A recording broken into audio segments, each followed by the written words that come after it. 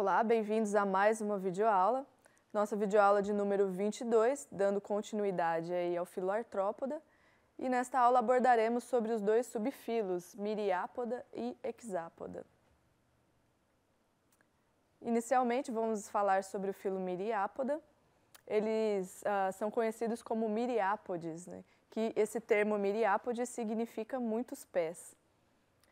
Alguns autores, eles classificam esse subfilo Myriapoda juntamente com o Hexapoda como pertencentes a um único subfilo. Então, eles juntam esses dois subfilos dentro de um outro subfilo, que devido a eles apresentarem, tanto Myriapoda quanto Hexapoda, eles compartilham de muitas características em comuns. Então, muitos autores englobam esses dois grupos em um único subfilo chamado de Uniramia tracheata ou Atelocerata.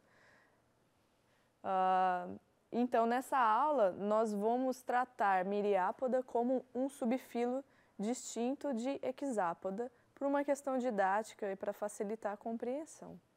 Eu vou seguir o material, os autores Brusca e Brusca, em 2007, o livro. E esse grupo, todos os Myriápodes modernos, eles são terrestres, né? Existem um ancestral, um registro fóssil de um possível ancestral que era marinho. São em torno de 11.500 espécies vivas descritas, e aqui como representante nós temos as lacraias, centopeias, né? Aqui na figura representando o piolho de cobra. As características gerais deste grupo: eles apresentam um corpo dividido em cabeça e tronco longo, como vocês podem observar nessa figura, dividido em duas partes. São 4 pares de apêndices cefálicos, que é uma característica que eles compartilham com o Hexapoda. Eles apresentam pares de antenas, mandíbulas e primeiras e segundas maxilas, são 2 pares de maxilas. Eles apresentam a metameria, é a repetição dos órgãos ao longo do segmento. Então, como metameria, eles apresentam os ósteos cardíacos segmentares, as traqueias e gânglios. A excreção, ela é, em sua maioria, realizada pelos túbulos de Malpighi. Eles podem apresentar 1 ou 2 pares. O trato digestivo é simples, eles não apresentam secos gástricos. E a maioria deles é dioica e o desenvolvimento é direto, eles não apresentam o estágio de larva. E a principal característica que diferencia Myriapoda de Hexapoda é exatamente essa divisão do corpo em 2 partes, em cabeça e tronco. Então, essa seria uma sinapomorfia de Myriapoda para diferenciar de Hexapoda. Esse subfilo ele é dividido em 4 classes, segundo o material que eu sigo. Então, as 4 classes são Quilópoda, Diplópoda, Paurópoda e Sínfila. Quilópoda e Diplópoda, eles são classes que constituem aí dos animais mais conhecidos, né? As lacraias, centopeias, piolhos de cobra. E aqui eu coloquei um representante de cada, para vocês terem uma ideia de como são esses animais. Então, vamos falar aí sobre cada uma dessas classes, né? A classe Quilópoda, que tem como representante as centopeias e as lacraias. Eles costumam viver em locais úmidos, escondidos sobre tronco, sobre pedras. E eles alimentam principalmente de insetos e minhocas. Eles apresentam uma estrutura que são como garras, né? Que essas garras apresentam veneno que eles inoculam na presa para matar essa presa, né? E auxiliam aí na alimentação. E aí eles maceram essa presa com a mandíbula. Essa classe Quilópoda, eles apresentam vários segmentos do tronco, não fundidos, e cada um com um par de pernas. O primeiro par de pernas, como eu mencionei, vocês podem observar aqui, ela é modificada em garras de veneno e ela é chamada de maxilípede. Vocês podem observar nessa figura essa estrutura aqui.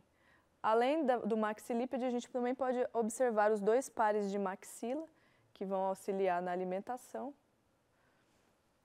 E aqui a divisão do corpo desse animal. Com relação à classe Diplópoda, eles têm como representantes os famosos piolhos de cobra, que é muito encontrado em jardim. Existem 8.000 espécies descritas. Algumas espécies podem apresentar aí as formas coloridas, né? A coloração azul, amarelo, vermelho, mas o mais comum de se encontrar são esses animais mais acinzentados, mais comum em jardim. Eles, diferente da ordem anterior, eles não apresentam garras de veneno, mas eles podem apresentar umas glândulas repugnatórias que auxiliam aí em afugentar um possível predador. Então, essa classe Diplópoda, ela tem como principal característica a presença de os segmentos do tronco fundido em pares.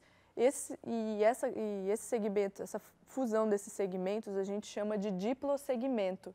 E a maioria desses diplosegmentos, eles apresentam 2 pares de pernas, 2 pares de espiráculos, de gânglios, ósseos cardíacos, como a gente pode observar nessa figura da direita de vocês, né? Essa figura representa um diplosegmento. Vocês podem ver os pares de apêndices saindo juntos, né, de um mesmo segmento, os pares de apêndices. Aqui nós vemos a cabeça e parte do tronco desse animal. As mandíbulas, a gente pode observar a mandíbula, a antena desse animal, os apêndices, né? Aqui dá para ver também um diplosegmento. Essa figura da direita seria que ampliando um pedaço de um segmento desse animal. Então aqui a gente vê 2 pares de pernas saindo de um mesmo segmento. E a classe Paurópoda, eles são um grupo de animais diminutos, extremamente pequenos, menor do que 2 milímetros. E eles são pouco estudados, pouco conhecidos. Também têm hábitos, vivem em locais úmidos, né, sobre pedras, escondidos. E é um grupo pequeno, existem em torno aí de 500 espécies. E eles não possuem olhos, e mais eles podem apresentar um par de órgãos sensoriais, que vão funcionar como se fossem olhos. Eles normalmente apresentam 9 pares de pernas, a maioria dos representantes desse grupo, e apresentam alguns segmentos do corpo parcialmente fundidos, só que não chega a ser um diplosegmento. E eles não apresentam sistema traqueal, as trocas são por difusão, não apresentam espiráculos e nem sistema circulatório, são animais bastante simples. Aqui uma figura demonstrando como seria esse animal. E a classe Sínfila. Classe Sínfila composta aí por pequenos animais, o tamanho varia de 2 a 10 milímetros. Um grupo menor ainda, 160 espécies compõem esse grupo. Também com os mesmos hábitos, vivendo em locais úmidos, em humus, né? Se alimentando aí de detritos.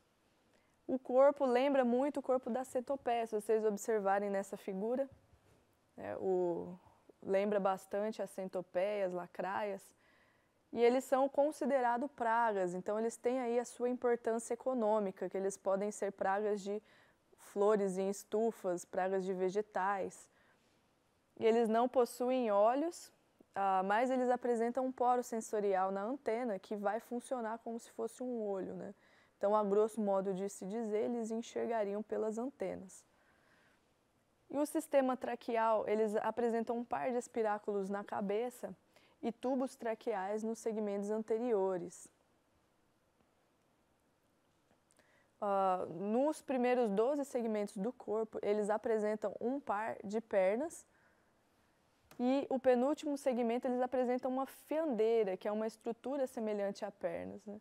E longo par de pelos sensoriais. Aqui uma figura representando os ovos também desse animal. E o filo, finalmente, vamos para o subfilo Hexápoda, que tem aí como representante os insetos, né? É o maior subfilo que existe, o maior subfilo que se tem, né? de maior diversidade. Então, nós temos representantes dos insetos, colêmbolos, proturos e dipluros. Como eu mencionei, o grupo mais diverso e abundante. E a principal característica desse grupo é a divisão em cabeça, tórax e abdômen. Esse corpo é dividido em 3 partes, né? Essa é a principal característica desse grupo. Então, eles apresentam pernas unirremes, presentes nos 3 segmentos torácicos dos adultos e um par por segmento. E eles apresentam aqui um inseto, né, representando a classe Insecta, uma traça dos livros, e aqui representando as outras, um dipluro, proturo, colêmbula. A cabeça desses animais, existem vários apêndices, né? Eles também podem apresentar um par de olhos compostos, um trio ou par de ocelos medianos, eles podem apresentar um par de antenas unirremes, multiarticuladas, mandíbulas e maxilas. E o segundo par de maxilas, ele é fundido, formando um lábio complexo, né? E a principal característica, a sinapomorfia exclusiva de hexápoda, que vai diferenciar ela de outros grupos, e principalmente de miriápoda, é que o tórax é fixo a 3 segmentos. E cada um desses segmentos que o tórax é dividido apresenta um par de pernas locomotoras. Então, vocês observam, por exemplo, esse animal aqui pertencente ao grupo hexápoda. Ele é muito semelhante a um miriápoda, só que vocês vão diferenciar ele exatamente por essa característica, né? Eles apresentam esses 3 pares de pernas, enquanto um miriápoda apresenta vários pares de pernas. Então, por essa característica principalmente, você consegue distinguir os 2 grupos. E aqui nós vamos focar nessa aula na classe Entognata. Na próxima aula abordaremos sobre a classe Insecta. Esse subfilo Hexápoda, ele é dividido em 2 subclasses. Dentro da subclasse Entognata nós temos 3 ordens, Colêmbula, Protura e Diplura. E a classe Insecta ela é uma classe muito extensa, existem 30 ordens que compõem essa classe. E estima-se aí que estejam entre de 3 a 100 milhões de insetos existentes ainda a serem descobertos e descritos. Aqui eu montei um quadro para facilitar para você como distinguir, diferenciar essas 2 classes, né, a classe Entognata e a classe Insecta. Então, as principais características que diferenciam uma classe da outra seriam os apêndices bucais, a forma como esses apêndices bucais estão posicionados no animal, as mandíbulas e os túbulos de Malpighi. Então, os apêndices bucais na classe Entognata, eles vão ser escondidos dentro de uma cápsula cefálica e na classe Insecta eles já são expostos, né? Projetando-se da cápsula cefálica.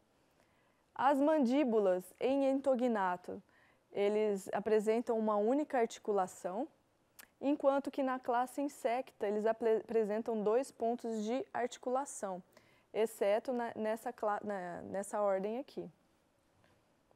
Os túbulos de Malpighi, eles podem ser ausentes ou pouco desenvolvidos em Entognata, e na classe Insecta eles vão ser bem desenvolvidos, esses túbulos de Malpighi.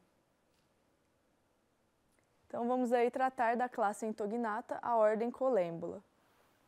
Eles são os primeiros fósseis de hexápodes conhecidos, né? Eles são esse grupo aí, Colêmbula.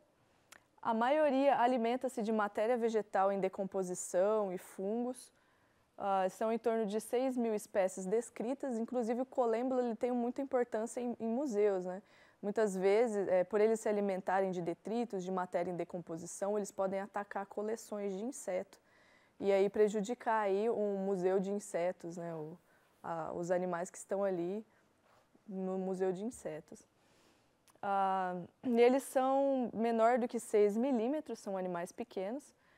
Eles não apresentam asas nem cercos e as antenas são curtas. Essa é uma característica para diferenciar, que diferencia as ordens, né? Se vocês observarem, a antena é curta. Quando eu falo curta, porque ela tem poucos segmentos, são 4 artículos aí que que dividem essa antena.